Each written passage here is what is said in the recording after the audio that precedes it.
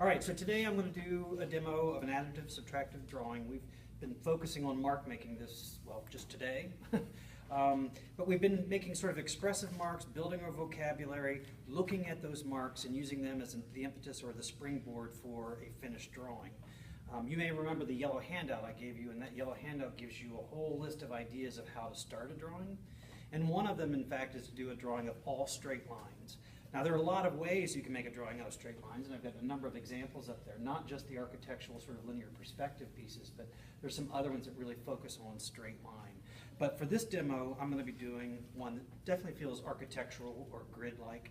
I'm focusing on, or I'm using three-point perspective. We've talked about linear perspective a little bit in our composition PowerPoint.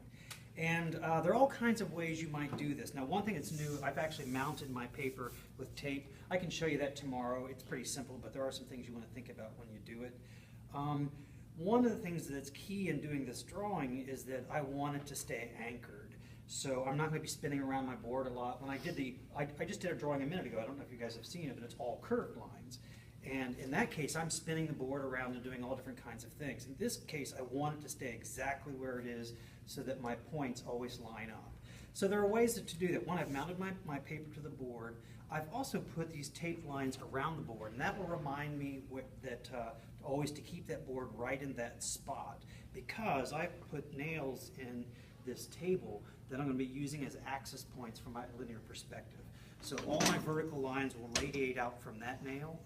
These lines will radiate from that nail, and these lines will radiate from that nail. I've cheated a little bit, not that there's such thing as cheating in art, but I told you about the tape that anchors, tells me where the board is. I went ahead and screwed my drawing board down into the table. So these are just there as visual reference or an idea in case you don't have the opportunity to screw into your table. Like, I don't think we should probably screw into those. In doing so, though, I did countersink my screws so that when I take that ruler around there, I won't hit that screw, right? So they're countersink, they're below the surface. Okay, so one more thing, because once I start drawing, I have a hard time talking and drawing at the same time, so at that point, I'm just going to start drawing. One thing to think about, though, is look how wide that ruler is.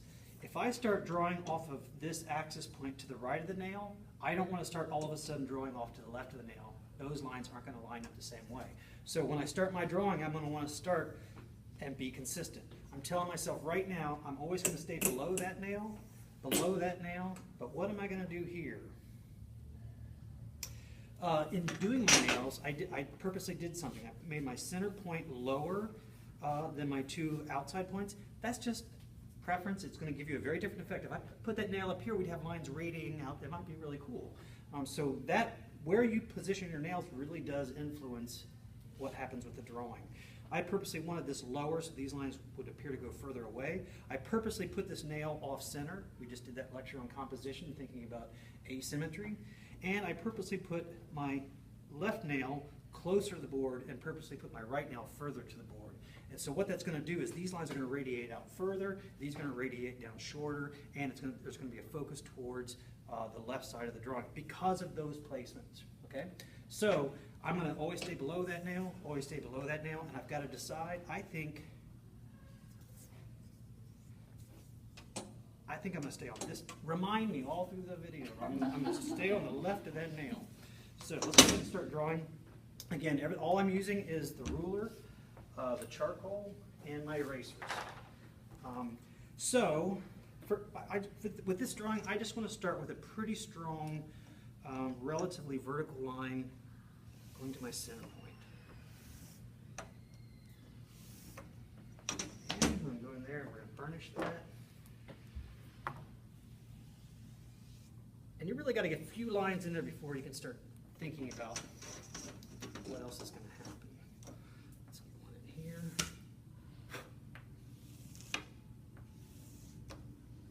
Let's go ahead and get one in here. To burnish those.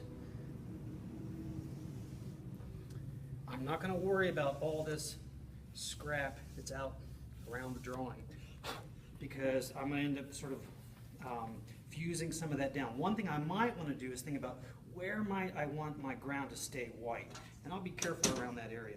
I'm going to go ahead and make this one a little thicker.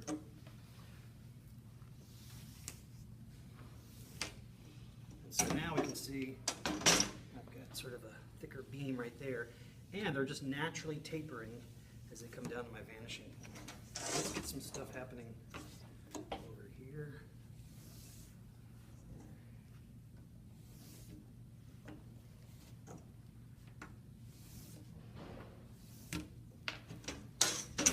Don't forget to burnish. And I love it when my eraser is wider than the line because I get that sort of shadow effect. And we're going to get so many lines in here that a lot of this little stuff you're seeing that's kind of making the drawing look messy isn't going to matter at all. It's going to get covered over. It's going to become naturally part of the ground. We're going to do some thin lines too. And this drawing is going to evolve over the next, I don't know, maybe 20 minutes, half an hour.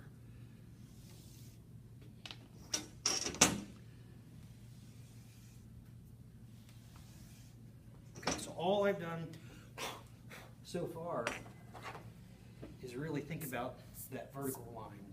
Let's do some of these lines.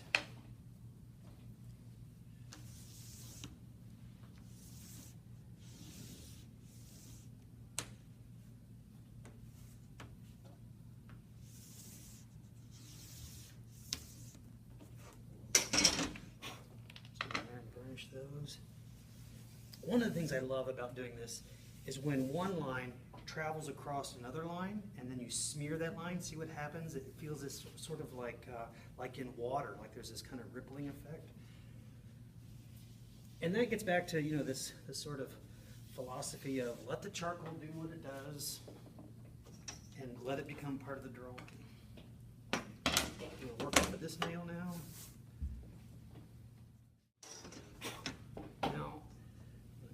That. It's a little early to be thinking about this, but it's good to have some, you know, think about this. I'm layering and layering and layering. So many of these lines are going to be in the bottom of the drawing, and then there are going to be these new lines on top. But I always think, you know, additive, subtractive. Not only am I straddling that line and creating the second line out into the white area, but we can also take our eraser and come back in and clean up that edge, or what makes it feel like sort of a second line there, and especially when it comes back over a line, look what it does. It suddenly makes this line on top and read like it's on top. Okay, so now this is still very, very early, but I'm starting to get a sense of my composition. I may want to think about where I want that white hot spot, where I want there to be sort of more light than anywhere else. And I'm thinking I'm going to want it right over in there. So I may want to kind of try to preserve that a little bit, the way we read it. Some nice stuff starting to happen down here, but all this just feels too simple to me, so we were going to really start losing some of that. Let's darken that down. We'll keep a little bit of that light, pull that down. We'll keep that, keep that.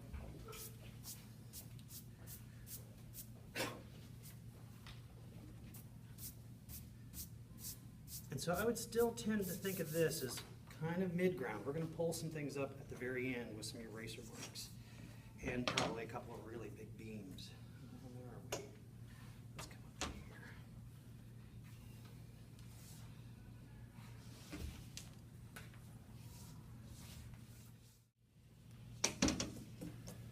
Let's do a white. Let's see what happens.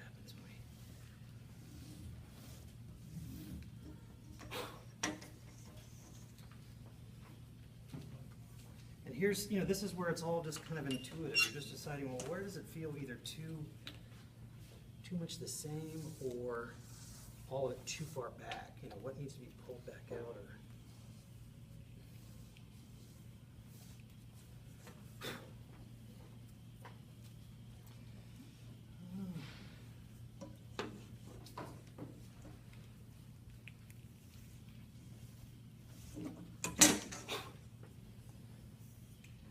This suspiciously feels like it's missing something. Right through there.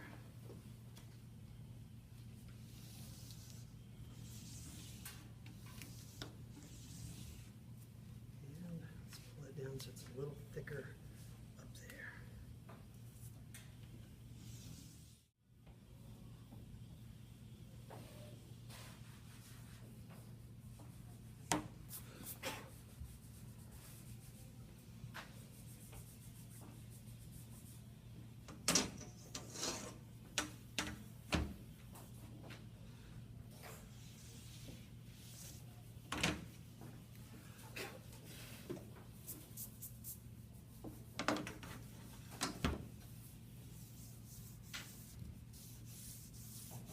That's right, I'm using my finger.